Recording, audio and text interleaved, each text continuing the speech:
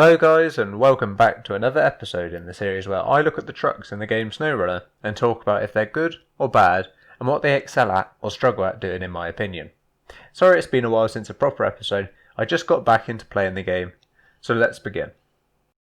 The Kodiak C70 is a heavy duty truck like the Fleet Star and is slightly more expensive to buy than the Fleet Star.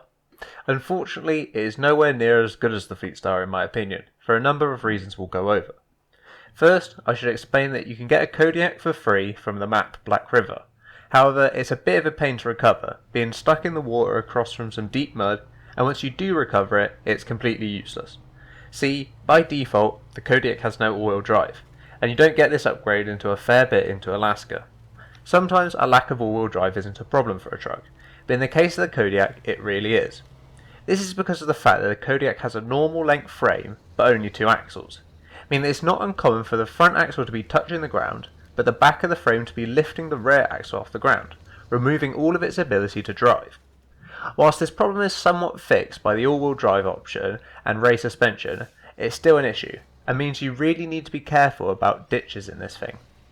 The fact it only has 2 axles also means it's a lot more prone to sinking than other conventional trucks. In the engine department, it's also lacking compared to its heavy-duty counterparts. It's the same stock engine as the Fleet Star and Western Star, but it lacks the Westline V6 2350T as a final finisher engine, which means that it misses out on 10,000 torque. This isn't a hugely significant amount of power, but it's still just one more downside for the poor Kodiak. Another thing it lacks is the fact there's the smallest dimension tyre options of any of the heavy duties, further compounding its already poor flotation. Really, I can't think of any particular upside to this truck. I suppose it looks good, but the add-ons seem to be placed weirdly, which means that you often have a nasty bit of frame poking out, which is a shame. I mean, obviously this thing isn't a ridiculous waste of money like the Derry Longhorn 3194, but personally I can see no reason to own this truck when for the same amount of money you can have a stellar Fleet Star. So I guess my final review would be to sell this truck once you get it, and use the money to buy just better trucks. So what do you guys think of the Kodiak? Do you guys agree with me? Have any of you people found a role this truck actually does well at, or found it to be fun in? Please let me know, because for now it sits in my garage looking pretty.